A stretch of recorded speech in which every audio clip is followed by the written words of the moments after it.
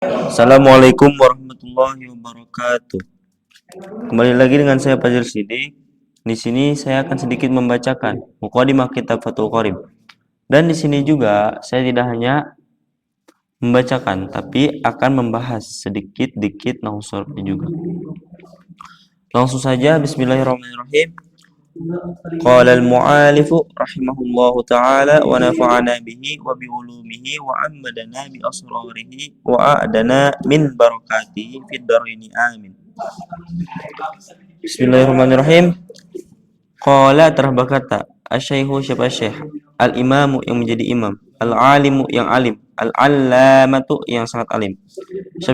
Syamsuddin rupanya Syamsuddin. Abu Abdillah rupanya Abu Abdillah. Muhammad bin Qasim rupanya Muhammad putra Qasim. Asy-Syafi'i yang bangsa Syafi'i. Ghamadahu semoga memenuhi pada syekh Allah siapa Allah birahmati dengan rahmatnya Allah, waridwanihi dan keridhaannya Allah. Amina, kabulkanlah ya Allah. Langsung saja, Bismillahirrahmanirrahim. Qala di sini merupakan fi'il madi, yang mana sebagaimana kita ketahui bahwasanya fi'il madi itu hukumnya mabni, dan di sini mabninya mabni fathah, dan bahwasanya fi'il yang mabni itu ada dua. Yang pertama fi'il amr serta yang pertama fi'il madi serta fi'il amr. Dan qala di sini tidak memiliki mahal i'rab dikarenakan posisinya di awal jumlah. Yang seterusnya lafad asy-syaikhu. Lafad asy-syaikhu itu sebagai fa'il. Fa'il itu i'rabnya rafa. Fa'il itu i'rabnya rafa. Dan di sini tanda rafanya adalah dhammah. Kenapa dhammah? Karena asy-syaikhu merupakan isim mufrad yang ma'rifat. Ma'rifat karena ada huruf alif lamnya. Bahwasanya salah satu tanda kalimat isim itu adalah kemasukan alif lam. Yang seterusnya lafad al-imamu. Lafad al-imamu di situ sebagai sifat dari lafad asy-syaikhu. Jadi syarat-syarat yang harus dipenuhi sifat itu ada 4. Maksudnya kriteria sifat dan mausuf itu ada 4. Yang pertama dari sisi mufrad, tasdiyah jamaknya. Kalau dari lafaz asy-syaikhu itu bentuknya mufrad, maka sifatnya juga harus mufrad, menjadi al-imamu. Apabila lafaz asy-syaikhu itu jamaknya kan masyayikh. Kalau masyayikh itu sifatnya al-a'immatu. Yang kedua dari sisi muzakkar dan muannasnya. Dan di sini asy-syaikhu sebagai muzakkar, maka sifatnya juga harus muzakkar, al-imamu. Kemudian yang ketiga dari sisi i'rab rafa nasab atau jarnya. Di sini juga lafaz asy-syaikhu itu rafa, maka sifatnya pun harus dibaca rafa. Kemudian yang keempat itu dari sisi nakirah ma'rifatnya. Asy-syaikhu adalah isim yang ma'rifat, maka al-imamu juga berbentuk isim yang ma'rifat. Yang selanjutnya lafaz al-alimu. Lafaz al-alimu di sini bisa menjadi ataf bayan atau menjadi sifat kedua dari lafaz asy-syaikhu. Jadi ataf bayan itu merupakan ataf yang tidak melalui perantara huruf ataf. Kalau ataf yang menggunakan huruf ataf itu namanya ataf nasyak. Dan di sini lafaz al-alimu bisa menjadi salah satunya tadi. Dan misalkan saya mengambil posisinya sebagai atuf bayan, maka di sini ma'atuf pada lafaz al-imamu. Al-imamu dibaca rafa, maka ma'atufnya juga dibaca rafa. Al-alimu al-alimu itu ma'atuf alaihnya al-imamu. Dan misalkan posisinya sebagai sifat kedua, maka di sini sifatnya dari lafaz asy-syaikhu. Asy-syaikhu dibaca rafa, maka al-imamu juga dibaca rafa. Asy-syaikhu itu berupa isim yang ma'rifat, maka al-alimunya juga berupa isim yang ma'rifat. Asy-syaikhunya muzakkar, maka al-alimunya juga muzakkar. Asy-syaikhunya mufrad, maka al-alimunya juga mufrad. Yang selanjutnya lafaz al-allamatu. Lafaz al-allamatu juga sama menjadi ataf bayan. bisa, atau menjadi sifat ketiga juga bisa. Dan lafaz al-allamatu itu sigot mubalaghah.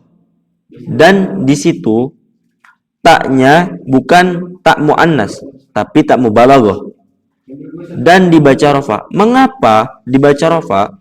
Ya karena itu tadi, jika ingin jadikan atop bayan yang ikut kepada yang ikut pada matub alehnya dibaca rofa.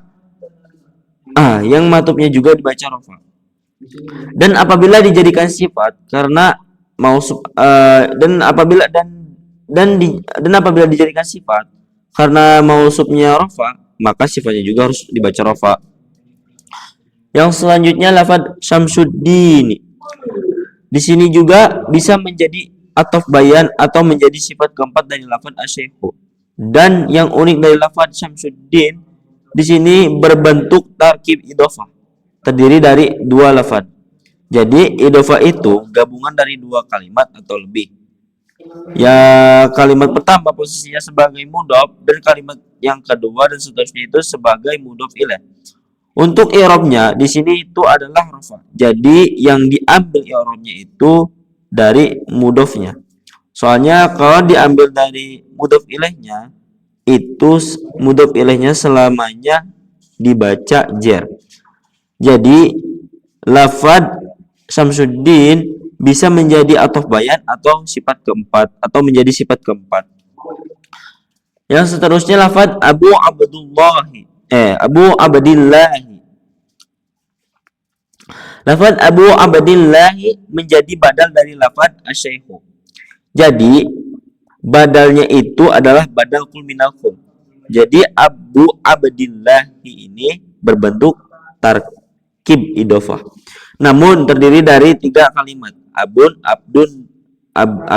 abdun, dan Allah. Jadi bacanya itu Abu Abdillahi. Abu sebagai mudhof, abadi mudhof ilaih yang pertama, dan Allah mudhof ilaih yang kedua. Yang selanjutnya lafaz Muhammadun. Lafaz Muhammadun juga menjadi badal dari lafaz asy-syaikhu. Di sini Muhammadun dibaca rafa. Kenapa di sini lafaz Muhammadun enggak ada alif lamnya? Karena lafaz Muhammadun ini sudah ma'rifat. Jadi nama orang isim alam itu hukumnya ma'rifat. Dan lafaz Muhammadun di sini nama orang, maka hukumnya ma'rifat meskipun enggak ada alif lamnya. Yang selanjutnya lafaz Ibnu Qasim. Lafaz Ibnu Qasim menjadi badal dari Muhammadun, bukan badal dari lafaz asy-syaikhu. Tapi lebih tepatnya kembali kepada lafaz Muhammadun. Jadi Ibnu Qasim merupakan badal dari lafaz Muhammadun. Kenapa? Di situ hamzah waslnya dibuang, yaitu karena digabungkan dengan lafaz Muhammadun. Huruf alif atau hamzah wasl itu dibuang pada lafaz ibnu karena diawali kalimat isim, yaitu menjadi Muhammad ibnu Qasim. Yang selanjutnya lafaz asy-syafi'iyyu. Lafaz asy-syafi'iyyu merupakan sifat dari lafaz Muhammad ibnu Qasim.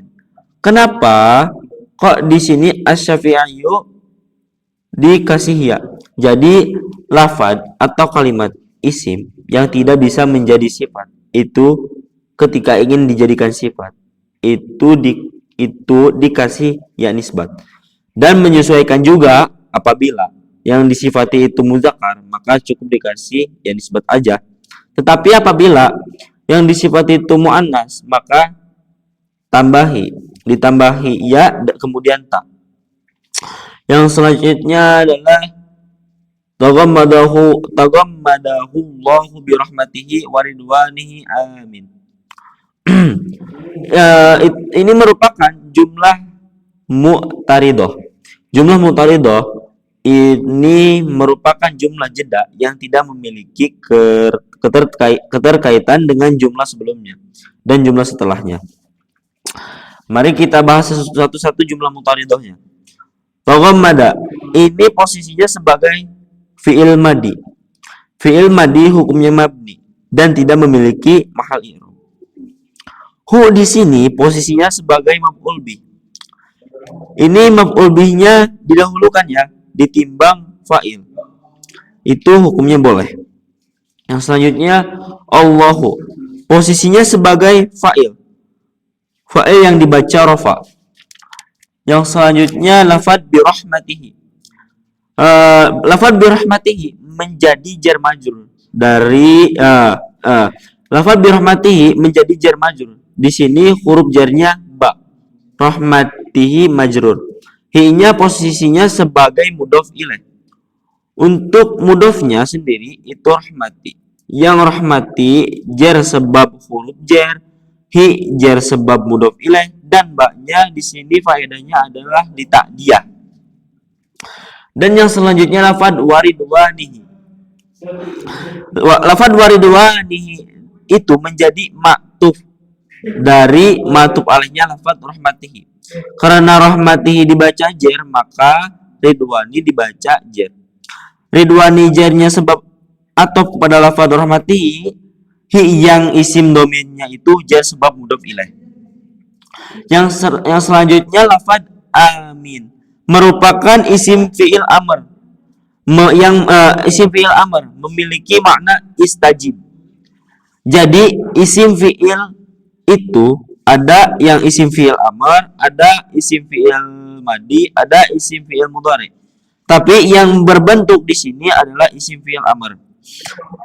Berbentuk kalimat isim tapi maknanya fi'il amr. Untuk kawan-kawanku semua, apabila ada yang salah atau kata-kata yang salah, mohon dikoreksi ulang. Cukup sekian dari saya. Wassalamualaikum warahmatullahi wabarakatuh.